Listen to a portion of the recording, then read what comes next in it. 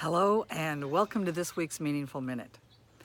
Last week, I shared with you about a live feed I saw on Facebook of a rescuing a horse who had fallen into a ditch. And it was a great way that they did it. They got a net under her and dragged her up, and so it had a happy ending. And it made me think about a mystic named Julian of Norwich. And she lived in the 1300s, and she had several visions that God gave her. And she spent the rest of her life contemplating these visions and writing about them.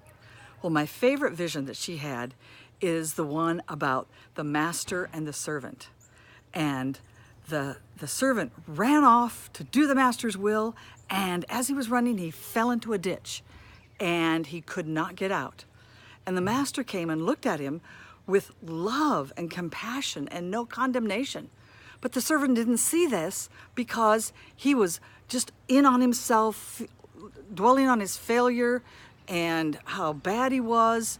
And so he wasn't able to receive that love that the master was looking at, giving him, because he wouldn't look at the master.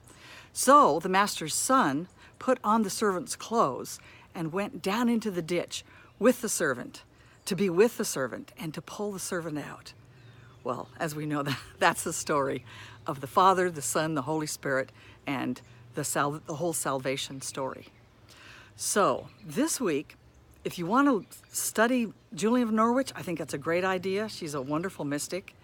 But think about how when the Father gazes at you, how that gaze is full of love and compassion and no condemnation. So don't condemn yourself either. Have a great week.